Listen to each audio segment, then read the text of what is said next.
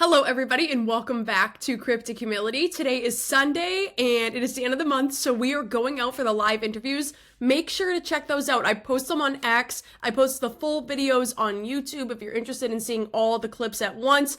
We go out and we're trying to rebuild crypto's image to the community. I know there's been a lot of broken trust with a lot of the scams and schemes and fraud, and it's just like, who do you trust? So today we're going out to figure out what the disconnect is with the public and trying to solve those problems in the crypto space. Leave us a rating on Spotify to know that you are in favor of this mission. I'm going to put the top 10 cryptocurrencies up on the screen for your review. Sorry if I sound a little congested. I just am getting over being sick, but the show must go on. It's been a long week, the fall, the weather, etc. Somebody over X recommended that we go over the ARIA Foundation. So I think that after looking into it, this would be a perfect opportunity for people to know. The ARIA Foundation is trying to take intellectual property and tokenize it. Now, what does it mean to tokenize assets? So obviously we know real world assets. That can be stocks, bonds, mutual funds, it can be real estate. What we're trying to do is we're trying to tokenize, meaning like create fungible tokens and move those assets on chain.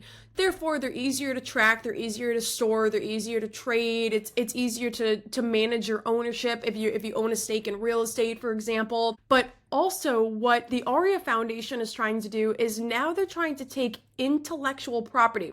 So the biggest thing that we're going to be talking about with this is the music industry. So let's say that a musician like Justin Bieber has Peaches, this is actually on the ARIA Foundation or ARIA Protocol website that you can check out. But so let's say the song Justin Bieber Peaches, every time that gets streamed, he gets royalties from it. He gets paid for it.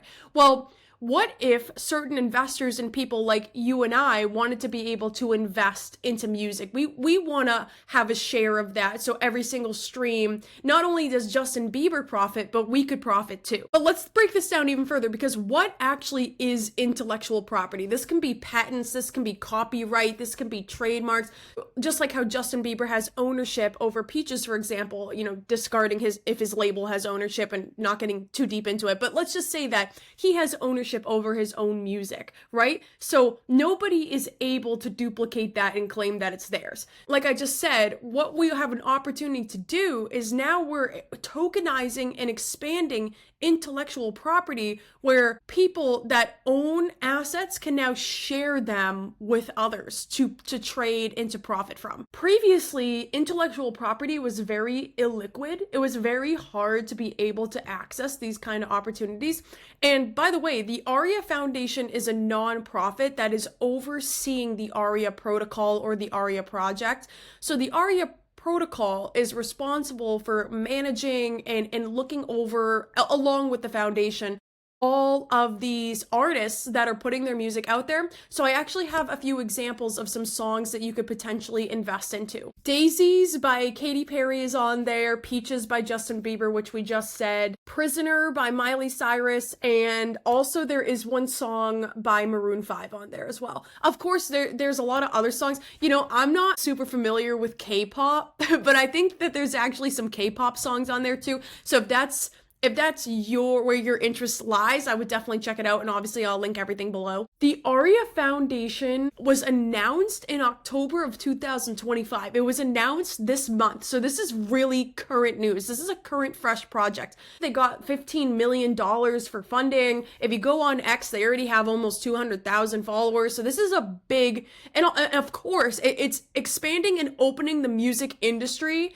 to be tradable and to be investable. This wasn't previously very open for the public to be able to do. This is like a groundbreaking. Somebody commented and was like, you need to post this. This is so interesting. And like, they were right. This is something that isn't common in our society. And blockchain and tokenization allows illiquid intellectual property to become an opportunity for people to invest and trade into. So there's a lot of different ways that artists get paid in royalties, but the most common one that we know is when somebody is streaming something on Spotify. So now if you purchase the APL token, which is the ARIA protocol token, now it allows you to have an opportunity to invest in Peaches or Prisoner or that song by Maroon 5 that you love. You can now invest, and hopefully as the song grows in its streams, you could potentially make a profit as well. We are bringing real world assets on chain. The world is moving towards blockchain. So that's why when I go out to these live interviews and I try to figure out where the disconnect is,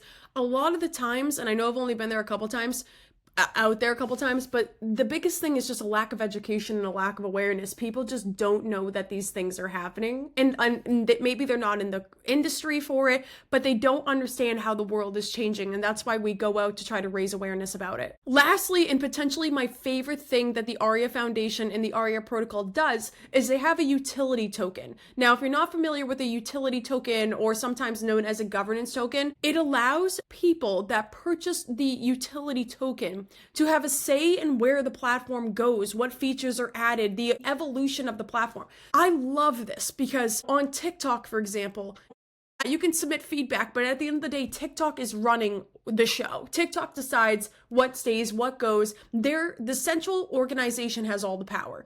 What I love about people that purchase a utility token is you have a say, you have a vote. It's towards the people. The people that actually use the platform get to say where it goes. It's just like electing our president, like we all take a vote and we all get to decide. Why don't we get to do that for companies and in social media apps and things that we use? We're putting our money into it. Why don't we get the say and the choice back? The utility token is ARIA IP, and if you purchase that, you have certain rights on the platform, and you get to decide what stays, what goes as a collective vote. I love that. Just a last bit of information if anybody's interested. So we talked about how they had 15 million in funding. I'm just going into some companies that did donate in case you wanted to investigate. Polychain Capital, Neo Classic Capital, and Story Protocol Foundation are just a couple organizations that donated to making this project happen. Next huge piece of news that we need to cover is that Donald Trump pardoned CZ, the former CEO of Binance. Now, on the podcast a long time ago, about a year ago, we covered what happened with Binance. Back in 2023, CZ, I'm just shortening his name because we know I butcher names, but he was found guilty on one charge, and so was Binance, because they were not complying with anti-money laundering programs, protocols, and also just being proactive against making sure that Binance was abiding and protecting themselves against money laundering. Now, this was a huge thing. Binance ended up settling for $4 billion. CZ was fined $50 million. He was sentenced to 6 months in prison. He had to step down from Binance. A huge part of that is because of the Biden administration. And I'm not saying, it was because of them, but I'm saying that they weren't in favor of crypto. They didn't really support crypto. And that administration wasn't pro-crypto. So obviously, a lot of the crypto companies that were up against that administration were going to have some trouble. It was also pre-regulation. So when crypto wasn't regulated and all these things were happening, it just caused a lot of division. But now that crypto's regulated, Donald Trump is huge into crypto. He supports crypto. He wants the United States to be the crypto capital of the world. Trump's family ventures are World Liberty Financial. He has his own meme coin. There's a lot going into this. My thoughts on this are, I do think he should be given a second chance in regards to the world of crypto. I do think a lot of crypto companies had it very unfair during the last 4 years, the last president, because there was a lot of uncertainty about what crypto was, what crypto can be. There wasn't a fair chance, I would think, in the United States investing into this innovation. We are the country of innovation. We are the country of creating new things and exploring new things. And if we just shut those things down, do we really live free? And are we really truly the land of opportunity? So, that's just my personal opinion into it. But there were a lot of other things that factored into this. One of those huge things was that Binance accepted World Liberty Financial stablecoin, and I think that was a big reason why the stablecoin for World Liberty Financial did so well. But not only that, Trump also pardoned a lot of other people in the crypto space. There were 3 co-founders of BitMEX who failed to implement a Bank Secrecy Act anti-money laundering program. And I don't know if you guys are familiar with Silk Road, but it was like an underground marketplace within the crypto space, and he was actually sentenced to life in prison, and Donald Trump also pardoned him as well. I do think we should stay aware of these individuals. I do think they deserve to be pardoned in the crypto space, though, because the crypto Like I said, the crypto space was very unclear for people, and this was a new innovation with no guidelines. So, I mean, if you have no guidelines, but you have this amazing idea that isn't truly established yet, are you just going to give up on your idea, or are you going to try to work with the world to put this in place and give it a space? Anyways, we can agree to disagree. Leave your comments down below on what you think. Let's move forward. I also want to talk about a Bitcoin wallet that had $442 million moved this week, was awakened this week, and they call this term a whale. The reason why I'm bringing this up is because we spread education on the podcast. What is a whale in the crypto space? This is a very, very easy concept and a quick concept to learn. A whale in the crypto space is somebody that has a huge amount of money in the crypto space, or maybe is investing a large amount, has invested a large amount, is moving a large amount. Sometimes they can really dictate the space. I don't want to say completely, but they do have a huge impact on the space. So if anybody is ever referencing, oh, you know, the whales in the industry or a whale moved this week, they're talking about people in the crypto space that own large wallets. Why would this person that had a dormant wallet for over 10 years that was holding all this Bitcoin, why would they move money around now? Well, so we were talking a few weeks ago that there's speculation that the Bitcoin blockchain is going to run into trouble soon because of quantum computing. Quantum computing is making it that much easier to hack into blockchains, but also just computers that aren't equipped with quantum security. The Bitcoin blockchain needs to update their methods in order to fight against quantum computing, which is going to prevent fraud, hacks, scams, everything we fight for on the podcast. I think there's probably a little bit of fear within Bitcoin if they don't start adapting to quantum computing, because that's coming within the next 5 years. That is my thoughts on why there could have been movement from a whale in the Bitcoin. Because, oh my God, can you imagine if you invested in Bitcoin way back when and now you're a multi-millionaire? I wouldn't, and also with all the wallets and the private keys and all the security, I would not move my money either unless it was in danger. And that's why I think that with quantum computing on the rise, it makes sense for some movement here. But yeah, if you ever hear the term whale, now you know what it means. Last piece of news we're going to get into before we have our guest speaker this week is I want to talk about JP Morgan and how JP Morgan is allowing for Bitcoin and Ethereum to be used as collateral. What this means now is that if you want to get a loan, you can actually use the Bitcoin or Ethereum that you own as collateral or as an opportunity to get that. JP Morgan has specifically said that they are not going to be carrying this on their own balance sheet. They're going to be working with a third-party custodian. So they're going to be working with probably a professional in the crypto space to be handling and managing how this process is going to work for their customers. People will be able to use their Bitcoin and Ethereum to secure loans. Here are my thoughts on this news event. The biggest risk, I would say, within this, and obviously I need to do more research into JP Morgan and their attempt with this, but the biggest issue is the loan to value ratio.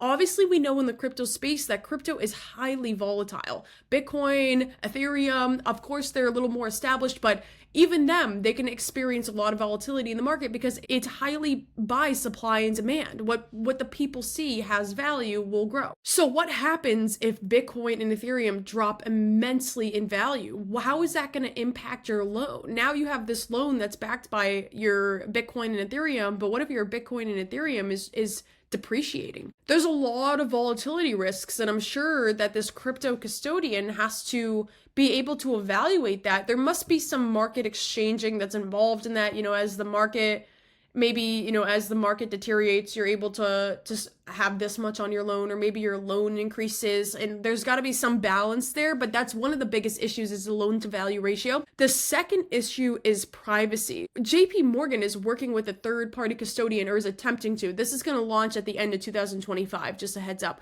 But so with entrusting in a third party, how does that play into privacy and security? Now this third party is tracking my Bitcoin and Ethereum. What if something happens with them? I mean, I could say that with any other company, but since we've dealt with so many scams and fraud in the crypto space, who is truly to be trusted? Now I have this person using and utilizing all my assets that I own in the crypto space What if something goes wrong there? Then JP Morgan just lent me out a loan. I mean, I totally support the movement in this. I just do think that there's a lot of risks involved, and we need to be careful, we need to be smart, and I'd be curious, maybe I'll put something up on the screen for you guys, a little more research that I've done, so you should see that now with JP Morgan, but I'm curious to see how this would function appropriately without fearing any crashes in the crypto space and having security with your crypto funds and knowing that we're not going to experience any hacks, which would put JP Morgan at risk.